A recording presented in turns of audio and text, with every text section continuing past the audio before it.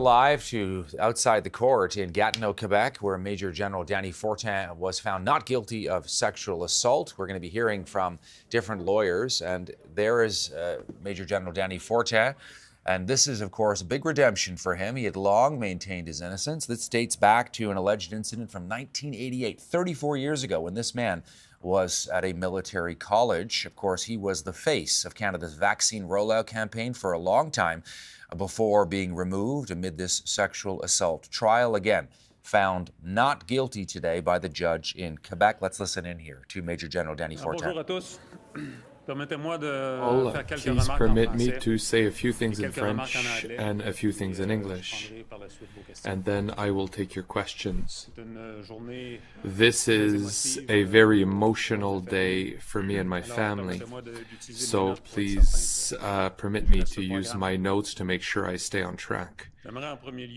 First, I would like to thank my spouse, my daughter and her spouse, my whole family, who have supported me through this extremely difficult trial. I also want to thank my friends and the many supporters who believed in me and helped me get through this, as well as my lawyers for their diligence and their hard work over the past few months. I am relieved with the not guilty verdict.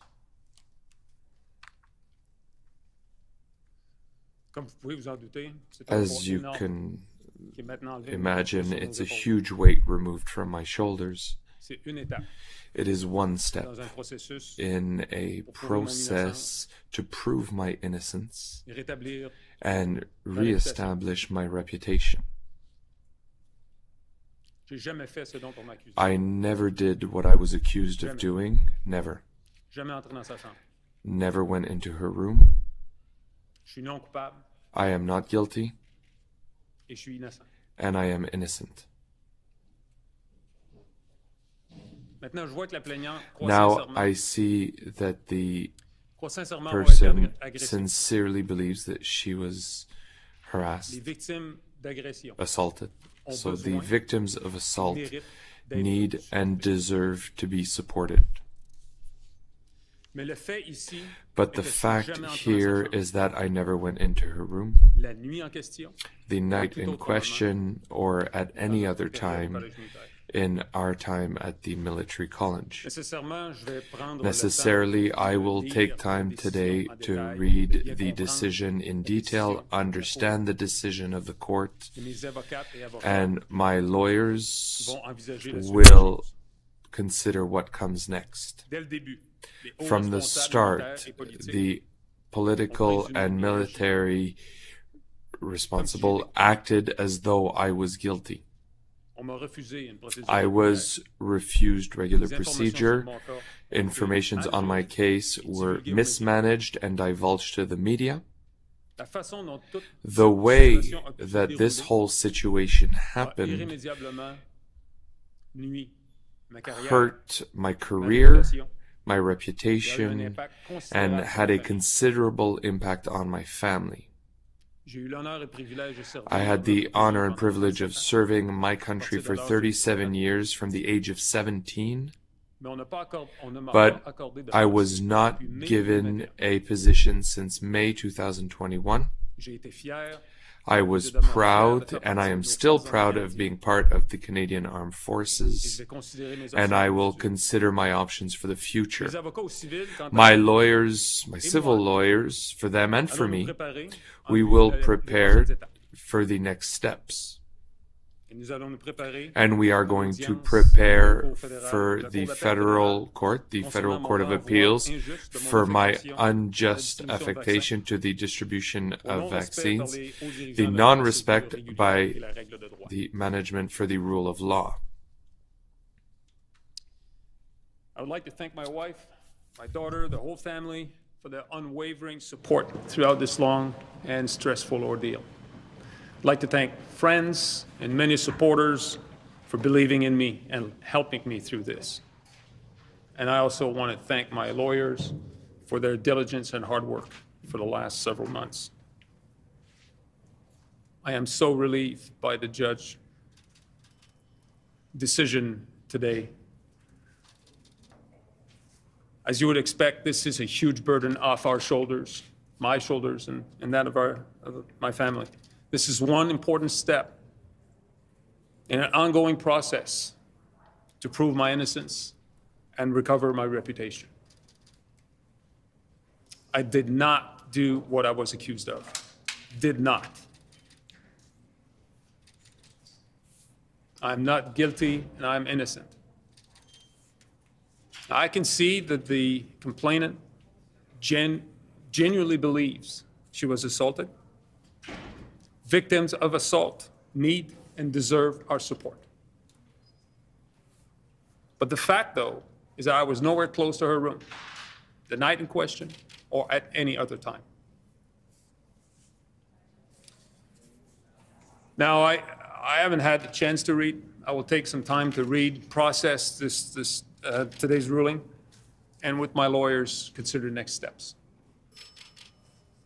From the start, senior military leaders and political decision makers presumed and acted as if I was guilty.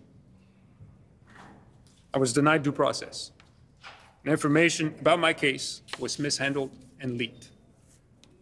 The way this whole situation was allowed to unfold has irreparably harmed my career, my reputation, and greatly impacted my family.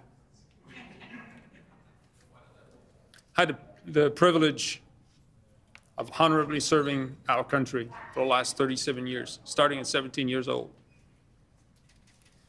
But I have not been gainfully employed in the Canadian Armed Forces since May 2021. I was proud, and I'm still proud, to serve in the Canadian military. And I will consider my options for the future. My civil case lawyers are now preparing for the next bout, preparing for the Federal Court of Appeal hearing regarding my unfair removal from my last appointment and the failure by senior leaders to follow due process and rule of law. On that, ladies and gentlemen, thank you very much for being here. Merci beaucoup. I'm now going to take your questions. How did you experience the latest months and years, you and your family? You saying it's the end of a big process. How did you experience this? It's been more than 18 months today that I was relieved of duty for purely political considerations. I was hidden information. I'm treated like a pariah by my own organization, and for all that time, since May 14, 2021, I do not have a position. I went from Major General distributing vaccines after an excellent career, and all of a sudden I have nothing because it was assumed and they acted as though I was guilty of this allegation. Are you considering suing? Listen, I'm going to take the time to read and consider the whole of the decision. For now, I'm going to take advantage of the time with my family. I'm going to eat steak tonight, and we will see what we are going to do next. But for sure, my lawyers and I are going to consider. What do you mean by political considerations? If you look at what happened in May 2021, if you followed what happened, you'll see that ministers and people working in certain offices that determined that I needed to leave based on the allegation of sexual assault. And I knew no details. I found out the allegations by the media. Can you explain, for those who don't know the armed forces, what would have been the right way to proceed, considering the fact that there were allegations against you? When we relieve somebody of duty, we must do it in writing, in accordance of Article 101.9 of the Royal Canadian Forces. We need to enable them to have representation and then decide. None of that was done.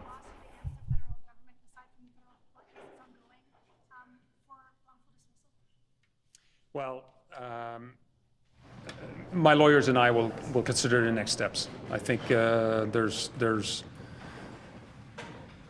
a lot of work to still be done in that regard. The Federal Court of Appeal is postponed to a date to be determined in the winter at this time. You said that victims of sexual assault need to be supported. I'm wondering what your message is in general to men and women in the military who are facing sexual assault and harassment as the military undergoes change. What's your message to them, and what do you think needs to change in the military in general? Okay, that's a very loaded question, but let me tell you what I think about what I have done, what I can control, what victims of sexual assault, of racism, and several other similar issues deserve our support. Members of the Canadian Armed Forces should evolve in an environment where respect, where decency, where mutual trust exist, and all those other qualifiers that, pardon me, I'm a little bit emotional today, but I'll tell you, throughout my career, I have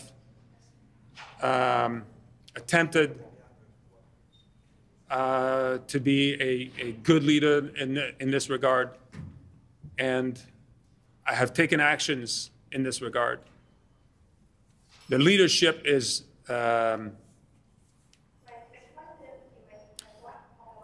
with all the issues that we have faced, the leadership is there to help those who need help. And I would tell the victims that you deserve and you will get the support that you need. At the beginning of your action, you wanted to reintegrate your position for vaccines. That position no longer exists. So what would work for you? I was very clear through my lawyers. I expected to have a position equivalent and, yes, equivalent, and a position based on my grade, my competency, and my experience. I can't really comment right now. I've been out for a year and a half.